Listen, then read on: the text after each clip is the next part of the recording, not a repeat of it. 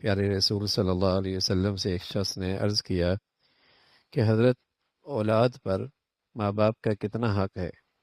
آپ علیہ الصلاۃ والسلام نے فرمایا کہ وہ تمہاری جنت بھی ہیں، دوزخ بھی ہیں۔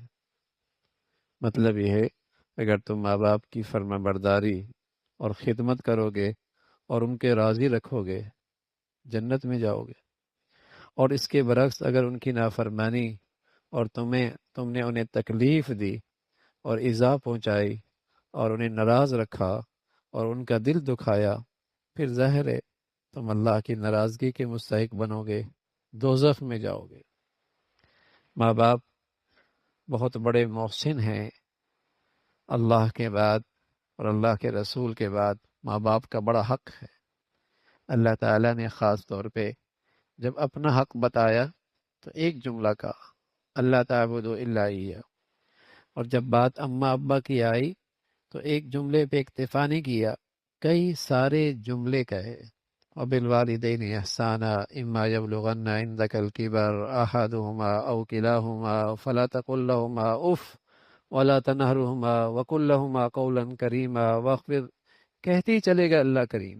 ماں باپ کے ساتھ یوں کندھوں کو جھکا دینا، یوں نرمی دکھانا، جھڑکنا نہیں، ان کا خیال رکھنا، اور خاص طور پہ جب بڑھاپے پہ آ جائیں تو ان کی طبیعت کے اندر اعصاب میں طاقت کم رہ جاتی ہے، ان کی زبان میں قوت بڑھ جاتی ہے، وہ بولتے رہتے ہیں، تم صبر سے کام لینا اور ان کی خدمت کرتے رہنا۔ اور پھر آخر میں فرمایا یہ سب کچھ کرنے کے بعد بھی ماں باپ کی خدمت کا حق ادا نہیں ہو سکتا، بس اللہ تعالیٰ سے فریاد کرنا، اے اللہ جیسے انہوں نے میرے بچپن میں مجھ پہ شفقت کی تو ان کے بڑھاپے پہ رحم فرما دے۔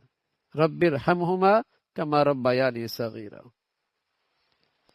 کہ یا رسول اللہ، اگر کسی کے ماں باپ چلے گئے ہوں دنیا سے اور وہ خدمت نہ کر پایا ہو اور ان کی خدمت کا حق ادا نہ کیا ہو، اب کیا کرے؟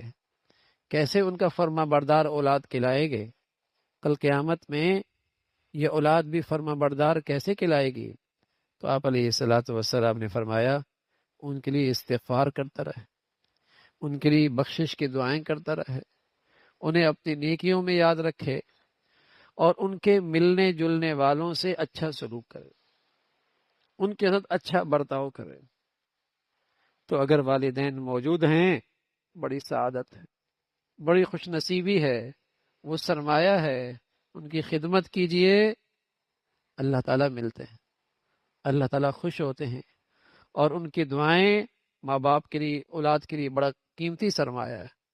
ایک تو ہے دعائیں کرانا، یہ بھی اچھی بات ہے، نیک لوگوں سے دعائیں کرانا بھی اچھی بات ہے، لیکن اس سے بڑھیا بات کچھ ایسا کر دکھاؤ نا کہ تمہارے لیے دلوں سے دعائیں نکلیں۔